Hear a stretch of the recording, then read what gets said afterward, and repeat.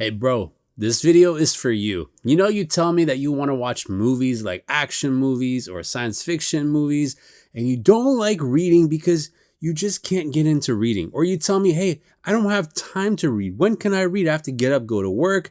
I have the gym after work, and then I want to just relax. I want to watch Netflix. I want to watch Hulu. I want to watch the new thing on Prime. I want to watch The Boys. I want to watch the new Pluribus, the new Breaking Bad spinoff, maybe not a spinoff. I just want to chill and get involved in a good story. And I feel you. I want to tell you, bro, if you give it a chance, there's books out there that are better than any show you've watched. There's books out there that tell a better story than any movie you've watched. There's books out there that can teach you more than any YouTube video that you've watched. I know it's hard. I know it's hard to get up to read. I know it's hard to open the book in the beginning. I know it's hard to get through a lot of introductions. I know it's hard to keep focused on reading. But when you put in the time to read, when you put in the time to invest in reading, you're going to be able to pay attention better. You're going to be able to have better thought processes. You're going to be able to think better. You're going to be able to stay focused better, all from reading. And you don't have to get down and read 3 hours a night. It's not like that. You can read 15 minutes before bed. You can read 15 minutes during a lunchtime. You can read one chapter for 3 of your favorite books that you're reading. Just give it a chance. And I have friends who are older, just like you, bro, who are like, I don't want to read a silly story. I don't want to read a science fiction story. I don't like fantasy story. I don't like space stories. That's fine. There's stories that you do like. And if you want to start off with nonfiction, let me give you some nonfiction books that I've read that I think you would like. Here's one called Never Split the Difference. This is going to teach you how to argue better. This is going to teach you how to negotiate better without giving in the things that you don't want to give in. Maybe you're more interested in how the CIA shaped our country and all the bad stuff the CIA has done. Here's one called Legacy of Ashes. It's about the history of the CIA. And I know you're probably going to think like, hey, why would the CIA let all the truths be published? There's probably a lot of BS in that. Maybe, but there's probably a lot of truths in there, or at least it scratches the surface. It goes more in depth than the YouTube video you watched on the CIA, and it gives you more truth than the Facebook guy that you follow that tells you everything's a conspiracy. And trust me, bro, there's books that are going to capture you, that are going to make you want to flip the pages and go to the next chapter and go all the way to the end. Here's one called Project Hail Mary if you're open to a science fiction book. It's about not only going into space, but encountering a new alien. It's about saving the planet when the planet's about to end.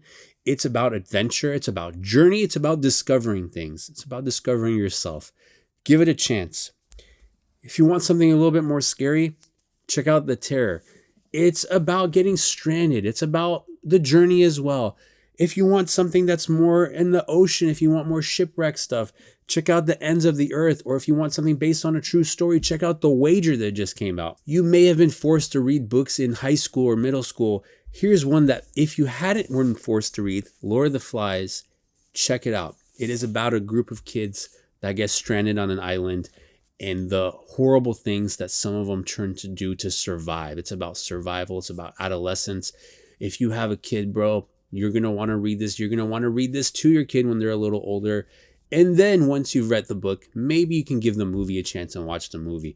When I watched the movie when I was 7, it scared the shit out of me.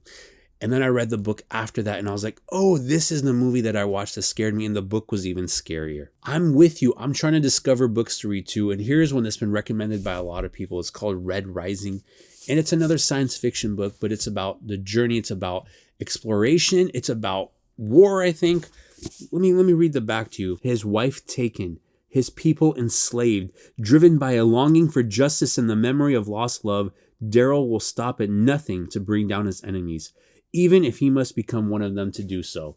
Reminds me of Gladiator. And don't get discouraged by longer books. Don't think like, hey, I want to read a short story. I want to read a shorter book just so I can get through it. And don't think, hey, I want to just read something shorter so I can finish it. That's how I used to think too. But think of it this way. Do you want to watch an amazing show that's 22 minutes long?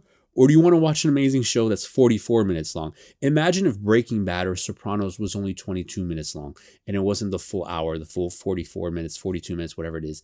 Don't you feel like the story wouldn't have evolved as much, or you feel like you would have been robbed stopping there? So give books that are longer a chance too if they have good reviews. Here's one of my favorites. It's called Shantaram, and they made a show out of it on Apple, which wasn't good at all. I totally didn't like it.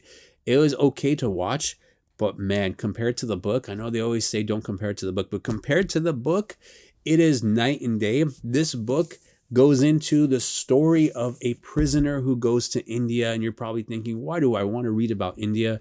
There's more conflict in India than there is probably in America. There's more danger in India than there is in America. There's more ups and downs that you're going to encounter in India, especially if you're a criminal, especially if you get involved in the mafia and the mob there, especially if you get involved with the mob of other countries who are also in India. There's also love in there. If you haven't found love, you're going to want to fall in love once you read this book. You're going to want to find your own love. You're going to want to think about the first time maybe perhaps you fell in love.